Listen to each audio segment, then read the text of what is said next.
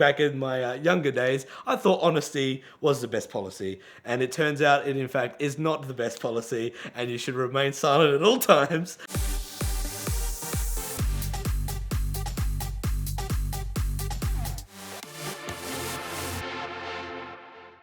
I think one thing that Americans don't understand about Australia is just how strict and how much the process of owning a modified vehicle is becoming extremely more difficult. So I would say mid 2015 era, different laws got passed and Hoon laws and all this sort of legality just really started to ramp up. The technology is getting more advanced, there's more dash cams out, and doing shenanigans in vehicles are becoming very costly and very hard to do these days. If you even slightly break traction in your vehicle past the police officer, you're more than likely going to get your car impounded, slapped with fines in excess of $1,000, and if they deem it misuse of a motor vehicle, you'll see yourself in front of a judge in the next few weeks. So the laws in Australia are very strict, and it's more so the attitude behind the officers that make driving a modified vehicle and driving a high-powered vehicle and all that stuff almost unobtainable, or it's just extremely hard. Slow yourselves down at every point. There are cameras absolutely everywhere. They now have like the technology where there's dash cams everywhere, so even being reported for something, they'll find you, even if it's weeks or months later.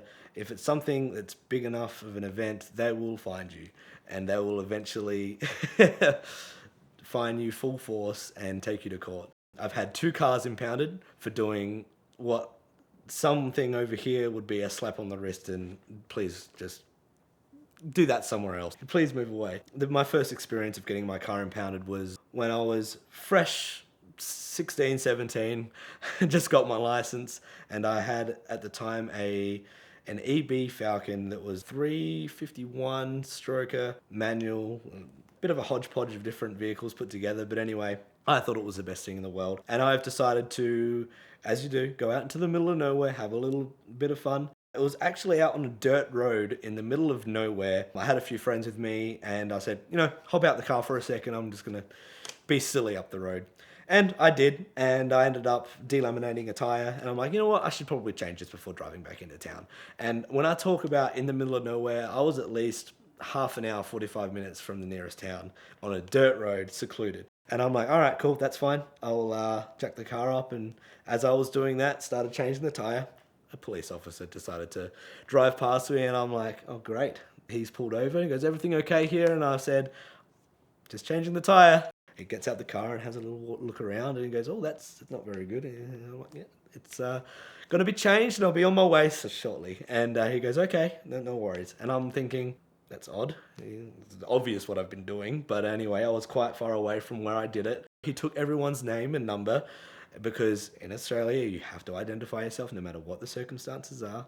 He's jumped back into his patrol car, and he leaves. He's going to drive maybe a kilometre down the road before he sees all these black squiggles all over the road. So I'm like, everyone hop in, let's go. So we hopped in the car, didn't change a tyre, threw the tyre iron back into the boot, and off I went. The back of the car's just tyre flapping everywhere.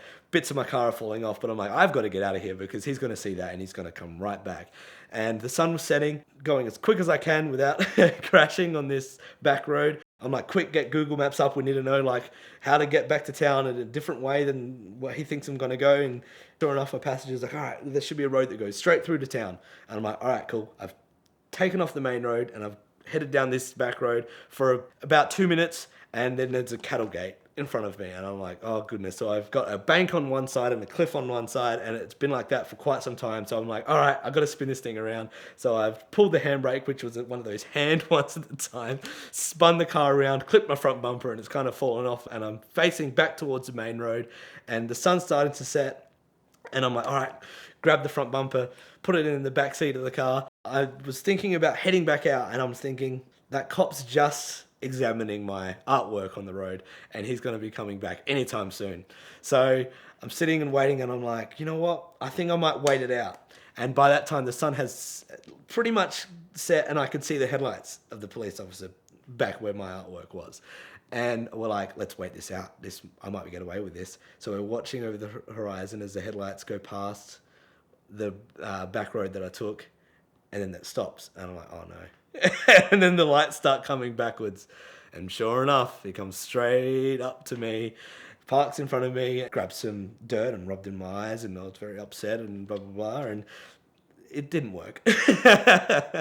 So I walked over to the police car and I said, sorry, so how did you work out where I was? Because I'm very secluded up here. He goes, well, what I did is I just continued driving down the road until I saw bits of your car on the side of the road stop. So he decided that he worked out that there was bits of fiberglass and rubber all over the side of the road until one particular road, and then he knew where I was. So he's come up to me. Over there, the way they gather evidence is by recording you or something in that manner. It's not straightforward, considering he didn't see me do anything. Back in my younger days, I thought honesty was the best policy, and it turns out it in fact is not the best policy, and you should remain silent at all times and wait for an attorney to answer these questions. But anyway, confessed absolutely everything. It was very quick for the car to be on the back of a tow truck. Actually, no, it wasn't quick. It took quite some time because I was out in the middle of nowhere, in which the police officer had to stay with me and my passengers. And in that time, we spoke quite a lot. And by the end of it, he said some comment which made me like slightly aggravated with, you know what, if I knew you guys before calling the tow truck, and I probably wouldn't have impounded you. Yep, so the car rolled its way up onto the flatbed, and I said goodbye to it for 30 days. And I had an appointment with the judge. Luckily for me, I managed to avoid a criminal conviction because it was my first offence at the time, and I lived to see another day. And the only reason why that police officer was driving along these back roads in the middle of nowhere is because it was a dirt road. The VE Commodore was just being released as the police car for that county at the time, and they didn't know how the VE would go on the dirt roads. They were using Holden Rodeos or something of that nature beforehand, the four-wheel drive vehicles, and then they were like, we'll see how the two-wheel drive Commodore handles these back roads that we need to patrol often.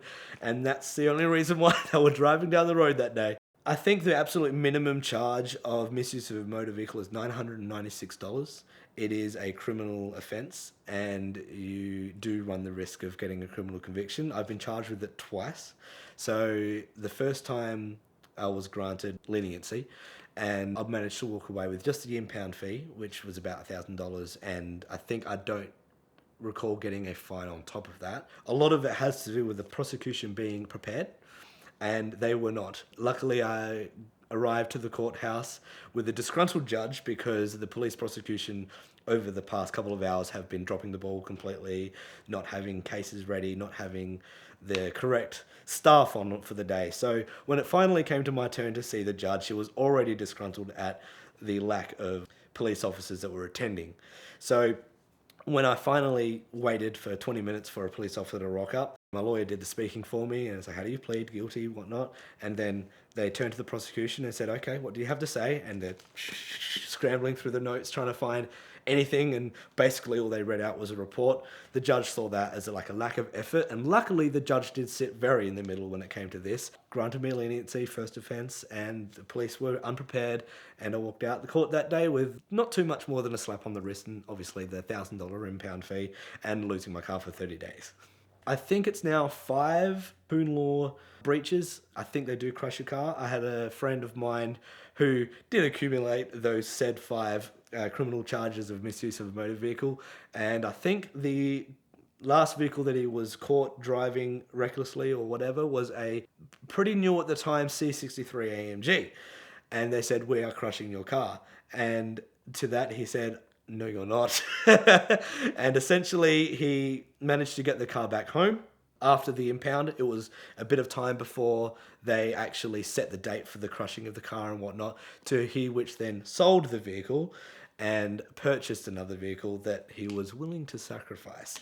So when I think it's the Crown, they call it, come to seize the vehicle for it to be crushed, the C63 was no longer to be found, and they managed to do some interesting wiggle work with the paperwork and this and that, and they managed to take the said maybe $1,000 Hyundai XL or whatever it was to take to the crusher, and sure enough, they crushed it into a little cube, and it made national media attention and all this sort of stuff because it was one of the first that it had happened. Luckily enough, got out of getting his C63 crushed by a crusher, and it was turned into a $1,000 shitbox. In Australia, or in my state anyway, I know every state differs a little bit. You start your license with 0 points. Everyone thinks you start with 12. It works the other way. You accumulate demerits. Your average fine will run you 2 to 4 points, and you'll get a handful of those before you get a letter in the mail saying, hello, you're disqualified for 3 months, 6 months, 12 months, depending on how serious the offences are, if you've previously lost your license or anything of that nature. It's all automated.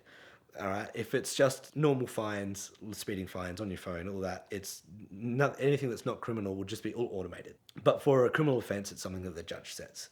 So I was lucky enough that day. I was on my provisional license, which is only 4 points. I was wearing P plates on the front and back of my car, which says that I'm a new, inexperienced driver. Yep. So that offence runs you 4 points minimum, and I lost my license, I think, for one day. I was granted a bit of leniency and I got it back, and I think that happened the second time my car got impounded. The second time my car got impounded, I was out entertaining the locals at a illegal skid meet, it's what we call them, and it was out in an industrial area. Obviously no one around apart from the low IQ individuals, including myself, that like to partake in that experience. So I was out there in a mid-2000s Holden Astra Bertone, which is a convertible 2-litre turbo manual, and it was a silly car that I bought on the side of the road for $500, and it was a lot of fun.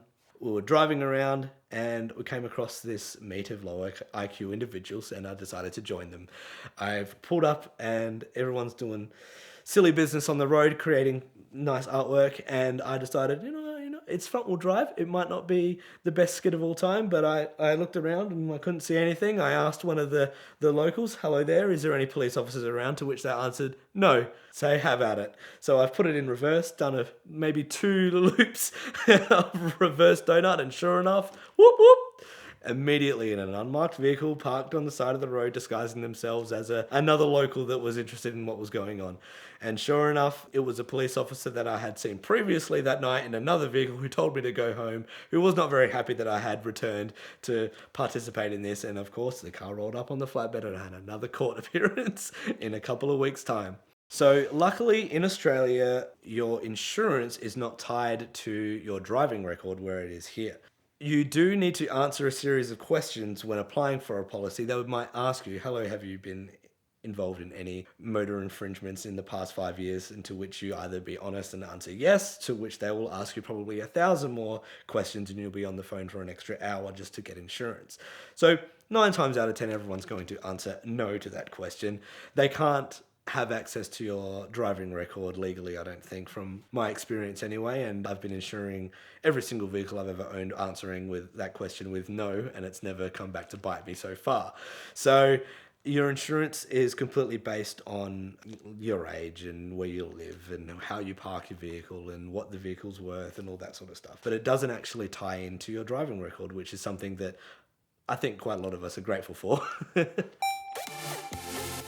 Successful car purchasing is all about knowing your buying power and being able to move quickly, and the best way to do that is getting pre-qualified with Premier Financial Services. Call one of these numbers, speak to one of their representatives, fill out their application, and then you'll know exactly how much car you can buy. You'll approach a seller, tell them you're already qualified, you've got your simple lease set up from Premier Financial, and you'll be able to close very, very quickly. That's why Premier is one of the most powerful partners in the world of exotic car financing, and that's why I turn to them every time I go out and try to buy something crazy.